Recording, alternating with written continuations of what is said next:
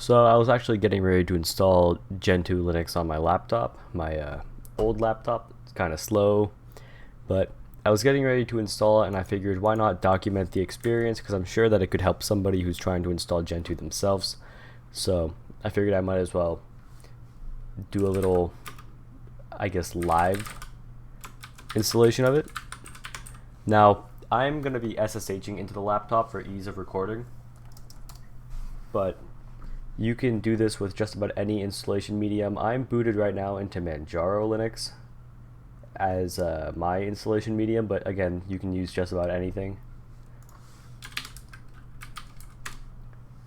So let me just go ahead and SSH.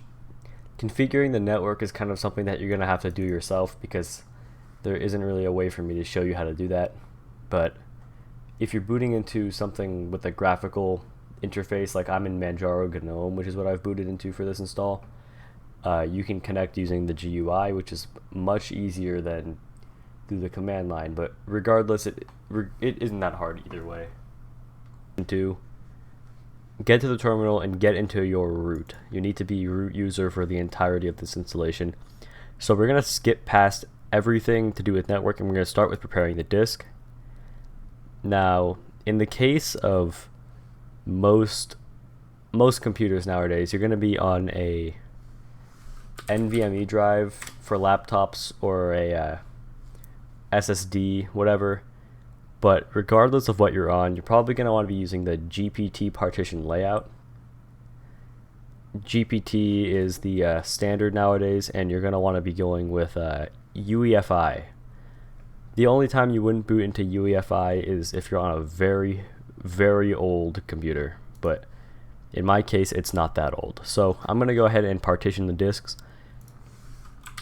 and let me LSBOK again. So I'm going to be doing SDA, and this is the standard. If you only have one disk, it's probably SDA. So the way I'm going to go with this, now I'm going to use fdisk, my preferred tool, and I'm going to create a fresh GPT partition table with just G, and then I'm going to make a couple partitions. So N for a new partition, partition 1, first sector default, second sector is going to be plus 512 megabytes, and that's the general size for a UEFI partition. And now we need to set its type. So under T, we're going to press T to select type, and 1, which is EFI system. And now we're going to do the same thing, but with swap. So let me open up this laptop and take a look at HTOP to see how much RAM I have. So I'm going to go ahead and just call it an even 8 gigabytes of RAM, 4 core CPU, and that's where we're going to leave that. So let's make another partition, and we're going to say first sector again, default, and we're going to say plus 8G for 8 gigabytes. And now we need to change its type. So for partition 2, let's list them for a moment. I'll full screen this for better formatting. What we want right now is a Linux swap, which is number 19. So press Q to get out of here and say number 19. We've made that into Linux swap. So now we need one more, which is going to be partition 3, and we're just going to keep pressing enter and take the rest of the disk, and then we're going to write. So now if we take a look at our partitioning scheme, we have SDA1, which is our EFI, SDA2, which is our swap, and SDA3, which is our remainder of the drive. I believe this is actually a spinning disk inside of this laptop, so we're not going to be doing any like special BTRFS, F2FS. We're just going to stick with the standard ext4. So now we need to make the swap make all the file systems. So we'll start off with the EFI, mkfs for make file system, .fat, because that's the type, -f32. Now this is specifying that we want FAT32, and now we need to locate it, so /dev SDA1 for our first partition. And now we're going to mkfs, actually no, we're going to mk swap to make swap, /dev /SDA2. SDA2 of course is our swap partition.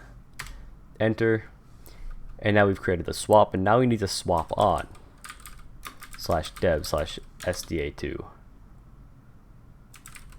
I am used to typing VDA for virtual disk, but we're not using virtual disks right now.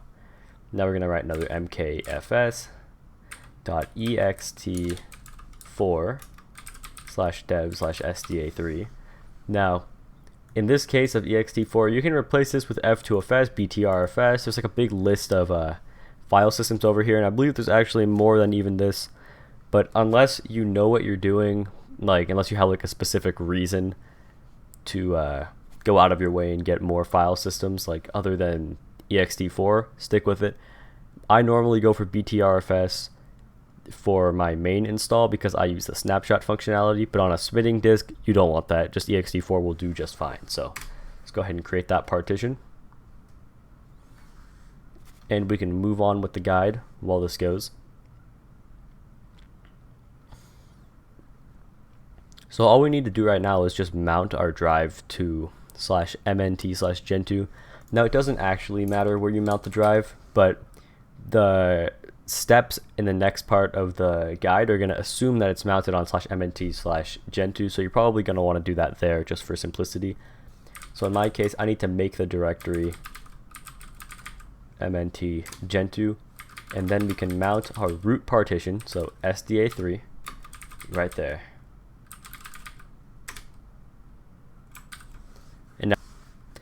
Okay, so now we're going to move on to installing the stage tarball.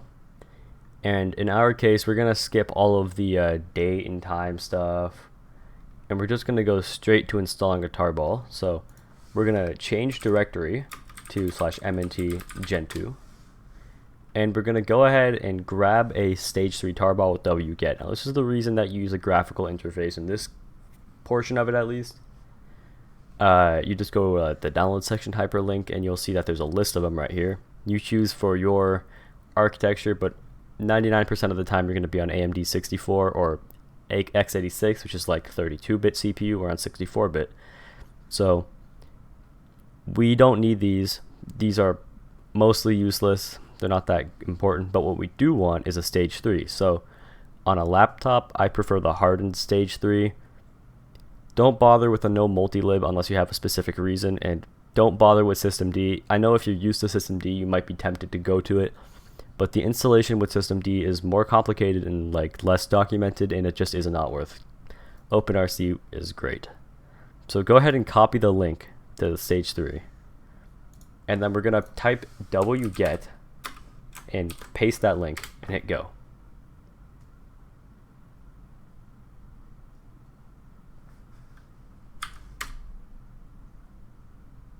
There we go. I think. Alright, so we finished installing, or rather downloading, the stage 4 tarball. And a tarball, to be clear, is just a zipped up compressed file similar to a .zip file that you generically get on Windows. If you were to get a program, you get like a .zip. This is a .tar with the XZ compression. So now that we've downloaded this, normally you're going to want to verify and validate it. I haven't done this ever, but it is very highly recommended that you do. Anyways, we're going to go ahead and extract this tarball. So there's a couple options that you need to use here. tar, xpvf, and it's very important that you do this right. Stage, and I usually tab. You don't need to put like the asterisk to signify anything with stage dash .tar, right? You don't need to do that. It's just kind of a generic entry, but if you just tab to choose the specific file, there's no harm. And you want the xattrs dash include equals and single quote all asterisk dot asterisk space dash dash numeric owner. You want to make sure that you type this correctly, because if you untar this file, if you untar this tarball with the wrong options, the install will fail on you, and you're going to be disappointed and stressed out, and you're going to wonder, why didn't it work? You need to make sure that you follow the steps correctly. This is very important. Alright, so after you extract that tarball, you're going to want to get open a text editor I'm just going to open up mine on another screen so I can get the best possible configuration. So in this case, the guide suggests Nano since it's already installed.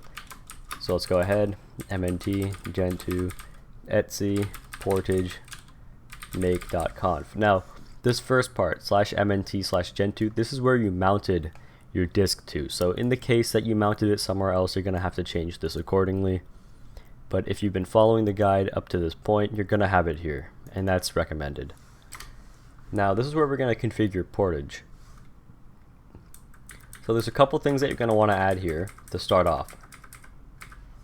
So first of all, -march equals native. This is pretty important, I think, for compiling for your specific architecture.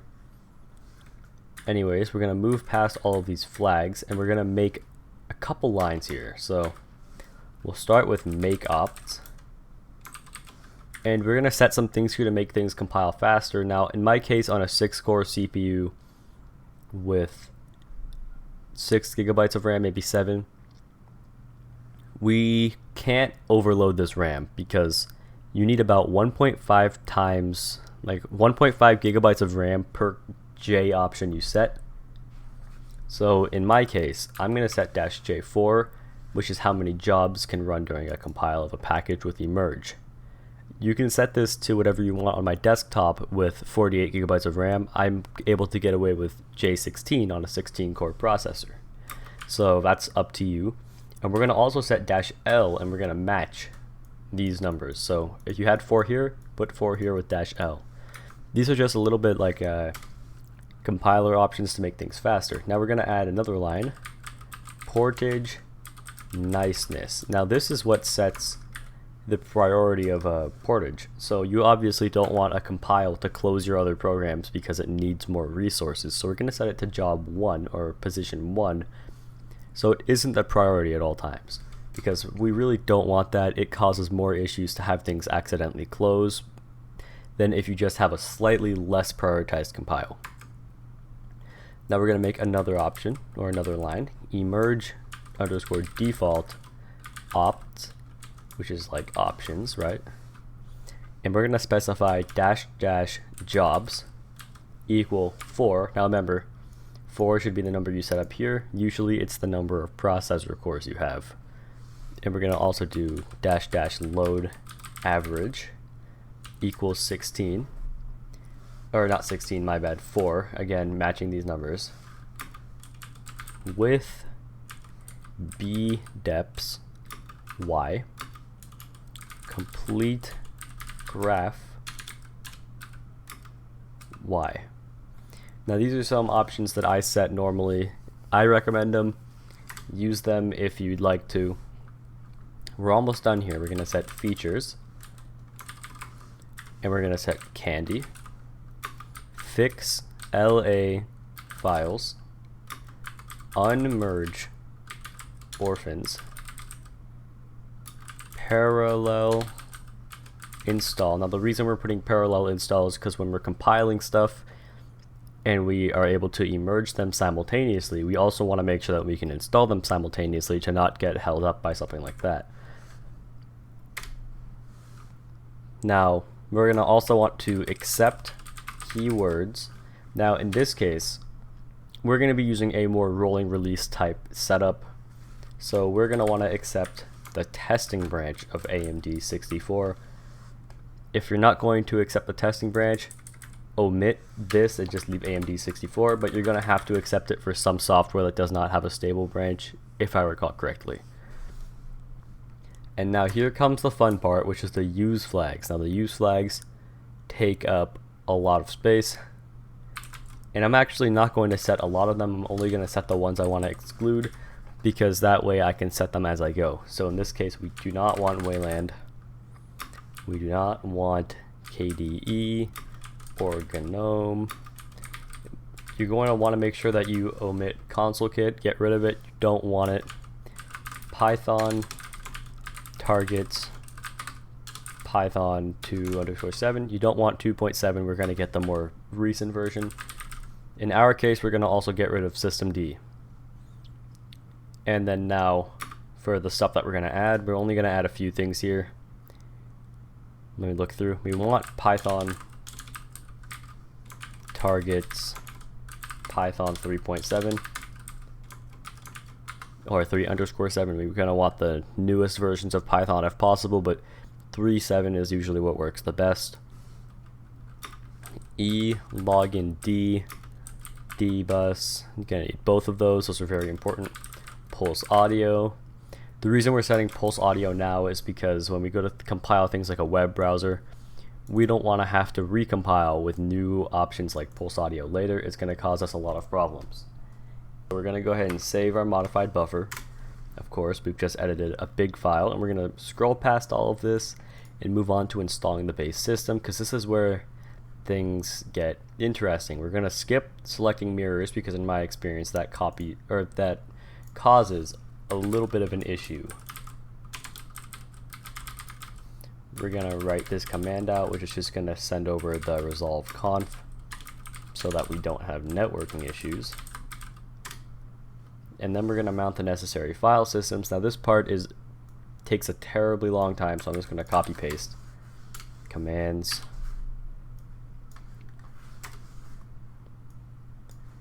Again, this is another reason why we do the GUI installers or GUI environments when installing, because it just takes less time.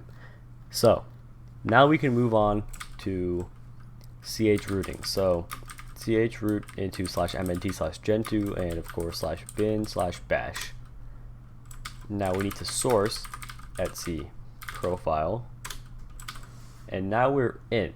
But you can add this little export thing to specify chroot if you want. It doesn't actually matter, so I'm not going to. But we're going to go ahead and mount dev sda1, which is our boot partition, to /boot. And now we're going to do an emerge webrsync. And this is going to sync the main repository and just get everything working. Anyway, so we're back and we've finished the sync. So now we're going to write eselect news read just to get that off of our screen real quick. And now we're going to do an emerge sync. Now this is just going to build our repository. And again, this is similar to a webrsync, but you only need to webrsync once. And after that, you can just move on. Okay. So we've ran our syncs, we've built our repository, so now it's time to update portage. Now, you don't have to do this all the time, but if you get the message to do so, that's probably a good idea. Alright, so after emerging portage to get the newer version of it, we can select our profile. Using the tool eselect, of course, we can type in eselect profile list. And it's going to give us a list of all the different profiles that we can choose from. The only ones that matter right now are the ones in the 17.1 range. So these are going to be different for you than they are for me. I think they change around a little bit. Avoid 17.0, it's outdated. And probably avoid anything you're not going to use. Now in my case, 17.1 would work, 17.1 hardened, even 17.1 desktop. But the reason I don't suggest desktop or one of the desktop environment ones is because they have a lot of packages and it'll take you a long time to set that all up. But regardless, when the time has come and you've decided which one you want, you can type in eselect profile set and the number next to it. So in my case, I'm on 18, it's already selected, but you'd basically select it and then you're going to run emerge dash, I'm going to simplify this, but AUQVDN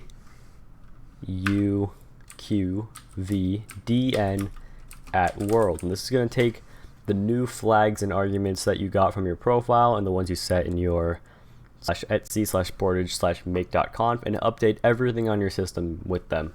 Now we configured the use variable before now, but the reason is because when we run this command, we want to take into account our our new use flag. So let's go ahead and get started. This is going to take a long time, so I guess just come back in like an hour when this is done. Alright, so it's the next day and I finished installing all of the packages for Xorg and for the world with all the new use flags and all that. So that took quite a long time. But anyways, we could move on with the next part of the guide. So at this point in the guide, you can actually start using systemd as the init system. But if you've followed along with me so far and you've configured everything for OpenRC and got the OpenRC Stage 3 tarball, that isn't such a great idea, and I'm not going to be covering this. Anyways, we can move on now to configuring like the OpenRC things like locale and all that, because those differ between systemd and OpenRC. So this is not that difficult. If you don't know, you can start off by just listing the available ones. So you see all of these folders. You can list, there's like these are folders, these are just, I believe these are just files. I'm actually not too sure about that, but anyways, the idea is you need to echo the path that you're looking for. So in my case, America, Los Angeles is the best time zone, and you're gonna send that over to etc time zone. Now this single arrow, I guess you can call it, means whatever's in this file, disregard it. This is the only thing that's going to be in the file, and that's normal. Go ahead and do that. And now we're going to move on to generating a locale. So if we type in like nano-w/etc locale-gen, or .gen, my apologies. This is a file where it stores your locales. So we're going to write one. I'm going to write enus.utf8, and this is the locale that I always write in here. But when it comes time to actually generate the locale with locale-gen, give it just a moment. I let it generate both, but when it comes time to e-select the locale list, over here, I choose POSIX or POSIX or however you want to pronounce that with set 3 or whatever number corresponds with POSIX for you. And the reason I do that is because without it, a lot of programs don't work. Like DWM for me, like D menu, won't work for me, and a lot of other programs have that same issue. Regardless, now we're going to update our environmental variables by typing in ./etc profile. This is going to update us with now the POSIX or POSIX environmental variable. And now we're going to write end update. And you'll see, like, now we try to type commands, it's not going to work because we need to actually source etc profile again to the new one. Or I guess it would work, but we'd have to source the new one. And now we can move on to the Linux kernel. Now the Linux kernel is a very interesting thing for a lot of reasons, and there's a special trick I like to use to make these things go faster. Now this is not exactly my special trick per se, but it is something that you're going to want to do, and it's not explicitly listed in the wiki. So we're going to start by emerging Gentoo sources, which is the kernel. Alright, so we finished emerging Gentoo sources, and normally when you emerge something, it actually installs to your system, but in this case, it's just moved to a directory and symlinked with the /user source Linux directory. You can confirm this by typing user source Linux and running ls-l, and the reason that you put the L after it is so you can do like a more verbose list, and you can see that the user source Linux directory is being symlinked to our kernel versions folder. Now before we can configure our kernel, we have to get PCI utils, and this is a very important step, and while it's suggested in the wiki, they kind of tell you what to do, but I'm gonna really hold your hand through it, because a lot of people, when they install Gentoo, they finally get it working and they go, my Wi-Fi doesn't work, my mouse pad doesn't work, this doesn't work, that doesn't work, this. So I'm going to show you how to make sure that you enable all of the essential kernel modules for your hardware before you boot up for the first time, so that you don't run into that issue, that little annoyance, you could say. So at this point, I'm going to open up another window here, and I'm going to SSH back into the live CD, chroot,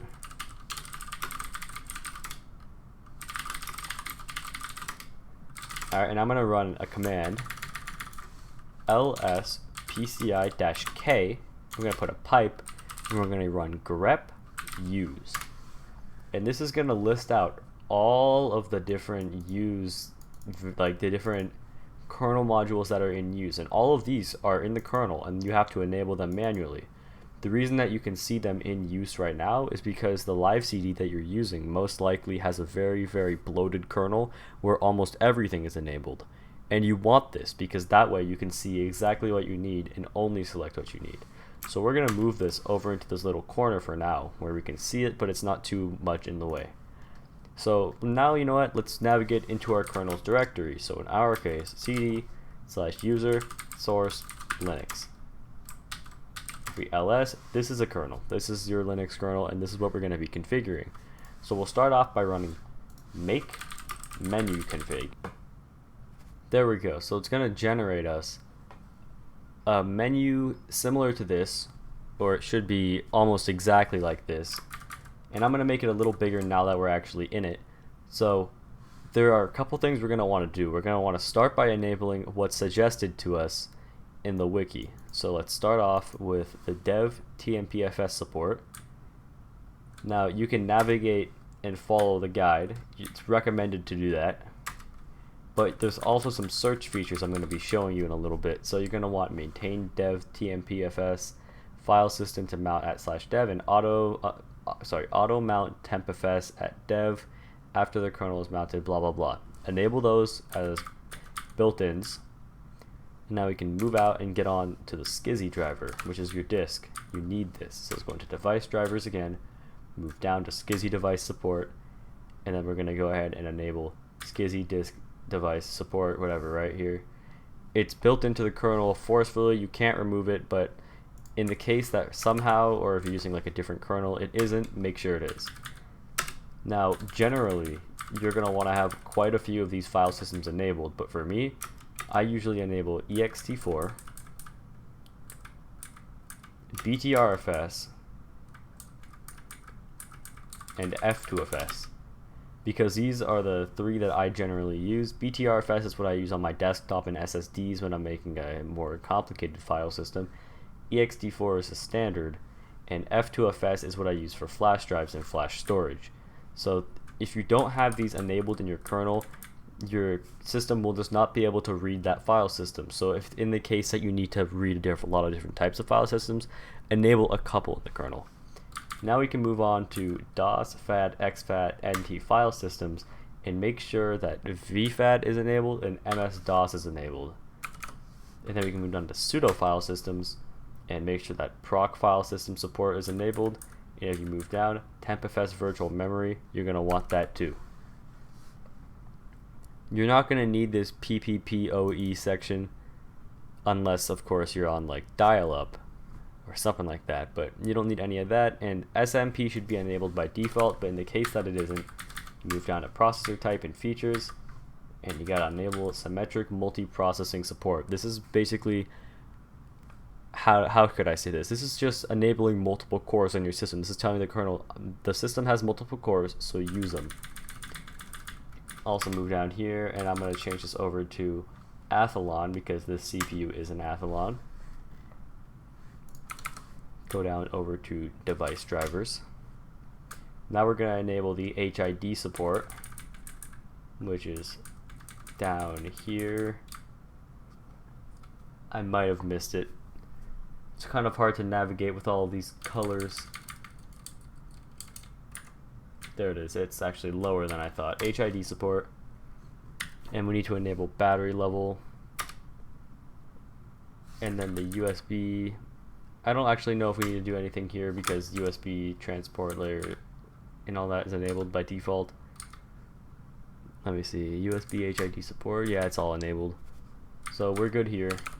And now we're actually going to move out and go down to USB support. In this case, enabling 3.0, 2.0, and 1.0 are highly recommended. And now for the last little section, or last couple sections, going to go back to processor. We're going to move down to machine check for overheating / reporting, disable that. And then there should be some MCE features that we're going to want. Now in this case, I don't want Intel microcode on my AMD laptop, and in your case you might not want AMD microcode on your Intel computer or laptop or anything, but you do want microcode, so make sure to enable some of it.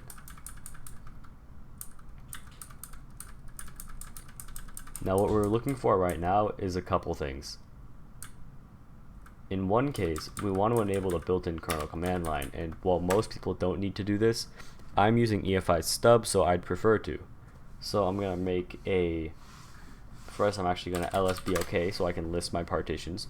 You see that the partition mounted to slash is SDA3, so I'm going to go ahead and type in root equals /dev SDA3.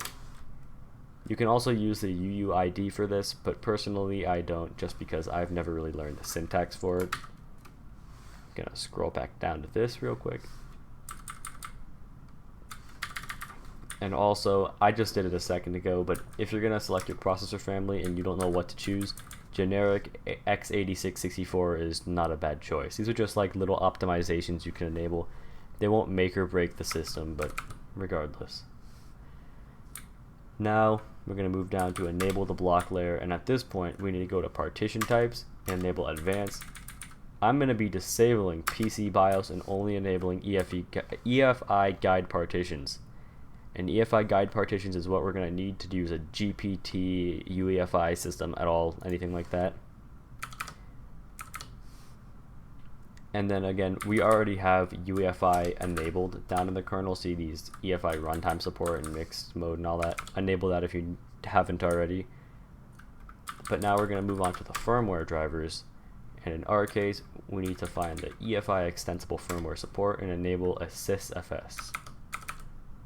And that's all the wiki tells you to do, but there's a little bit more we need to do to get everything up and running.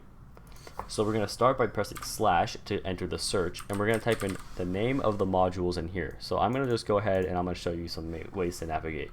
So typing in Radeon lists quite a bit in here, and we are looking for what?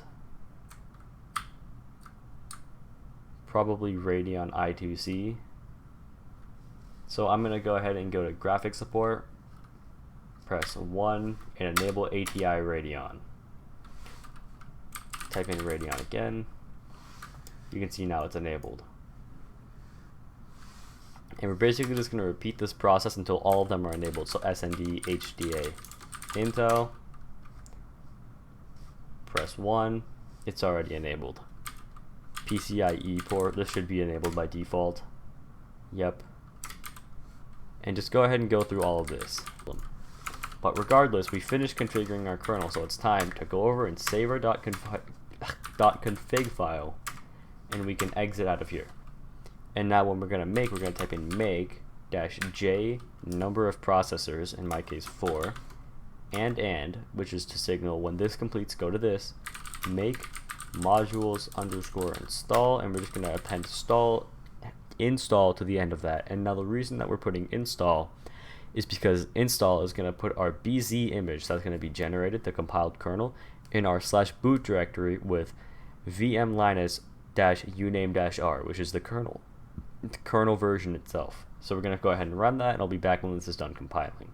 Alright, so we finished compiling the kernel. That took quite a long time. It might take you a bit too, depending on the computer.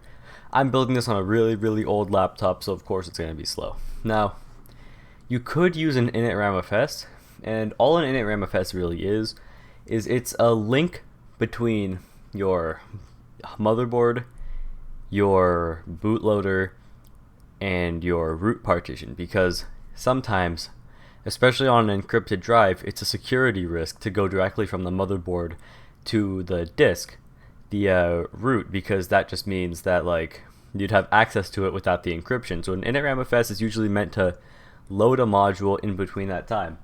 If you don't need to load any specific module and you're able to compile it directly into the kernel, don't worry about building an initramfs, and especially don't build with genkernel.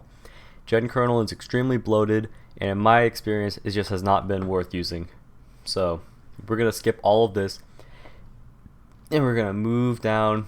Gentoo kernel bin is also, I just don't recommend it. Just build your own, it's worth it. But anyways, we're going to just move past it, and we're going to go over to the firmware section.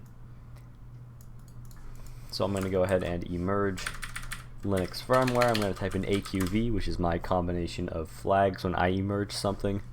And of course it's asking for configuration files to be changed, so we're going to write dispatch conf and we're basically just going to accept Linux firmware with these specific flags and license accept, like, you know, license. Then we're going to go ahead and merge that now without the A. Alright, so now it's time to configure our FS tab. Now our FS tab can be configured basically in, you only need to do about one thing to configure an FS tab. Now I'm going to pull up my other screen so I can show you, or rather so I can read off of it and kind of give you an example. So we're going to open up another SSH and we're going to chroot once again.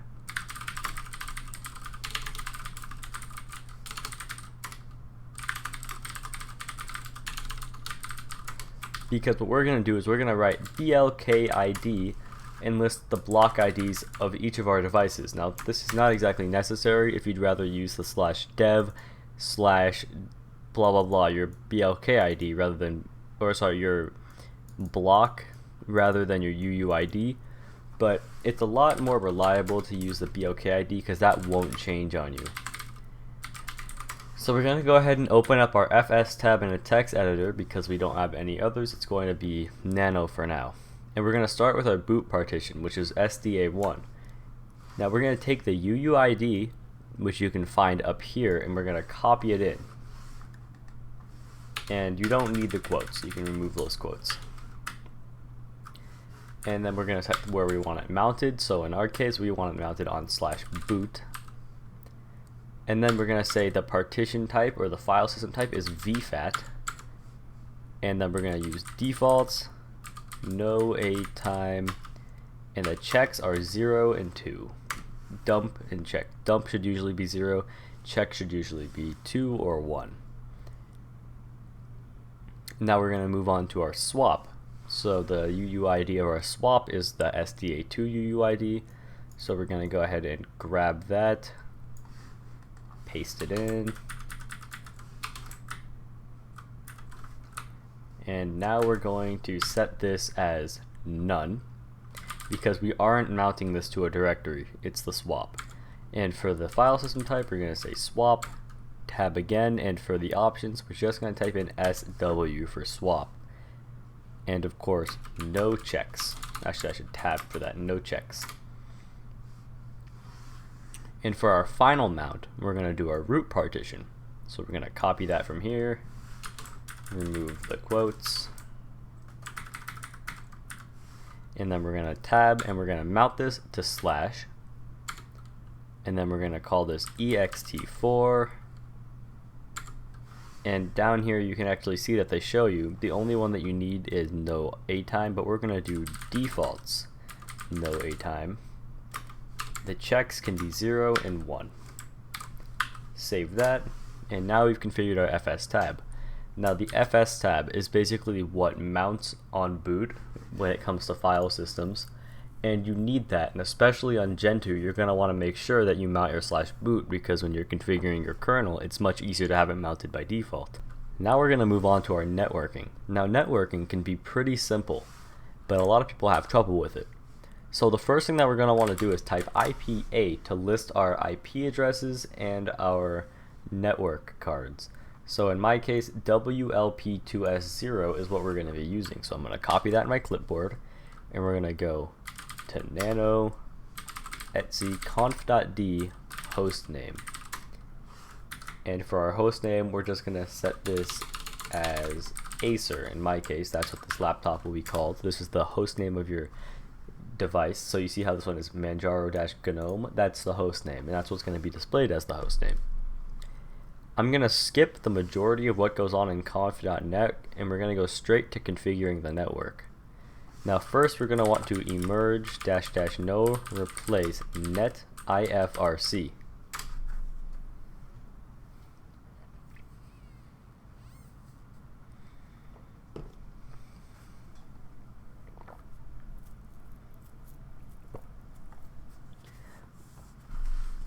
You won't have to really emerge that, but just to show, I'm going to type in AQV so it can show if it's installed or not. We put --no replace, so that basically meant if it's already there, don't replace it. See, this R means that yes, we do have it, so we're going to go ahead and skip on that. Now, we're going to go into /etc conf.d and net. And in here, we're going to type in config _ paste that network name. Oof, did I lose it? Let me get it back. Now, WLP devices are usually for wireless network, while ENP is usually for Ethernet. So keep that in mind if you're on a laptop and you have multiple devices. Gonna go ahead and paste that name, and we're gonna type in equals DHCP.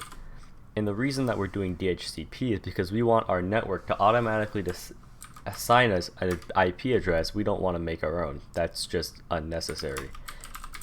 So now we're gonna move into our init.d folder in etc, which is where our init services are stored, and we're gonna basically link with ln-s net.lo, which is network.loopback, to net dot and our host or our network interface right here. And now that we've made a link to it, we're going to rc update add net.wlp, whatever you named yours, to our default. The reason we're setting this to default and not boot is because default isn't required for the system to successfully boot, which means that if in some case or for some reason our computer cannot connect to Wi-Fi and this init service can't start, our computer will still boot like normal, and that's what we're looking for. Now we're going to have to move on to nano-w etc hosts. And in here, it's been mostly configured, so we're going to finish off the last line with 127.0.1.1, and we're going to set this to the host name of our computer, so in my case, Acer.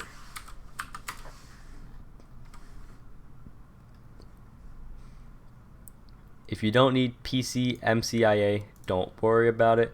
But what we do need to do is set a password. So I'm going to go ahead and set one for myself.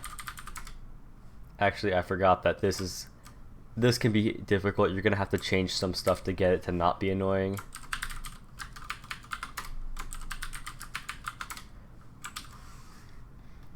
You can skip most of this init and boot configuration and just move on to installing tools, because that's the next important part to us. The system logger, cron daemon, file indexing, remote access, all of this, we need these. So we're going to start by emerging -qv, because I don't want to confirm for it, syslogd, crony, mlocate, and we're going to go down here to the file system tools. Now, whatever file system you're using, in my case, ext4, e2fs progs, and for vfat, DOS fs tools, and then of course btrfs progs. These are just, if you've enabled them in your kernel, you're probably going to want to install their associated tools. So go ahead and install those, and then when I'm done, I'll come back over here and I'll show you the rest of the installation. Alright, so we finished emerging those packages, and now we need to add them to our init system. So we can start by adding syslogd with the command rc-update add syslogd default to add it to the default run level. And we're going to repeat this process for crony. But before we move on to the rest, we need to initialize our cron tab. So you can do this by typing in cron tab etc cron tab. Now, if you've never used a cron tab before, it's basically where you can set certain commands and like different instructions upon things like a reboot or on a timer. So if you've never used one, they're very interesting, and I definitely recommend you check them out and just see what you can do with them, because there are some cool things you can do. So go ahead and add SSHD if you'd like to. I'd recommend it. But now we have to move on to getting DHCPCD installed. Track to configuring the bootloader. Now, my preferred bootloader is EFI Boot Manager because it requires the least amount of setup, and really it requires almost no configuration once you've set it up once. So it's pretty easy to set up. You just have to emerge it first, and of course this only works if you're using EFI on a GPT partition table. I don't believe you can do it with a BIOS partition table. And I know for a fact that you cannot do it in BIOS because this is going to be interfacing with the EFI vars of your motherboard. when chrooting to configure your variables, you're going to want to make sure that you've mounted sys, because that's what the EFI vars are. They're in sys, so you have to make sure that you mount it in the chroot. In our case, we did the beginning of this guide, and if you happen to leave the chroot, or rather unmount the file systems, whether it was a reboot or not, you have to remount that for this. That was a fairly painless install. It took only a couple moments. So what we're going to want to do now is, of course, make sure that /boot has been mounted. When you ran make install earlier, it created these system map, config, VM Linux files, and these are related to your kernel, this being the compiled binary. What we need to do as the initial setup is make dir-p, which means that it'll make like recursive file systems, so we'll make EFI boot. So if we ls here, we see we have EFI, and inside of EFI is a folder called boot. We need to cp the kernel, the VM Linux kernel, right here, the 5.8.9, into /boot/EFI/boot and name it bootx64.efi. This .efi file is what we're going to be booting off of. So when you change up your kernel, as long as you cp the new kernel back into this directory with the same name, you won't have to configure EFI boot manager at all. Now, we're going to avoid using an initramfs for this because it's not needed, and it's more trouble than it's worth, but you can do it, and they do list the instructions to do so on the wiki. So, we're going to be using the first command, which is EFI boot manager, or mgr, --create, --disk, and we're going to be using /dev/sda as our disk. Now for part, we want the EFI partition, so in my case the EFI partition is part 1. Now we're going to do label, and we're going to name it whatever we want. In my case it's going to be Gentoo, and the loader is the kernel image. Now we're going to be using backslashes like this, because the backslash signifies where this partition is mounted. So if we're using a backslash, that basically means /boot, and the reason we don't type /boot is because in the case that we use this configuration on a different computer with a different partition layout, it's not going to know how to mount and boot, right? Because you could have mounted your EFI partition to maybe /boot/EFI in that case, and that wouldn't work. So you're going to want to make sure that you have it mounted and you have the backslashes. So we're going to be typing in \EFI\boot, which is a directory where we copied the kernel, and then another \boot x64.efi, which is the kernel image itself, and close off those quotations. Press enter and it'll make a new entry called boot001 Gentoo. Now in the case that you've made a mistake and you've gotten that kernel wrong, or you did something wrong, you can type EFI boot mgr-b to tell it to look for a number or an ID, the ID of the entry that you just made, so like 0001 in my case, -B to remove it. Now we're not going to do that because we don't need to remove anything. What we are going to do, however, is type EFI boot mgr-n for next 0001. And this is going to put our EFI boot manager entry with Gentoo into the next boot, so upon reboot we're going to be booting into the new Linux that we've just installed. Now that we've configured all of this, we've gotten everything set up, we should be able to exit and reboot. There is a finalizing section, however, where it talks about setting up the computer for daily use. This will be covered in some of my other videos, but of course, the wiki is here for a reason. Try to read it and you should get everything working fine. Anyways guys, that's all for this video. Thanks for sticking around, thanks for watching, and I'll see you next time. Bye bye.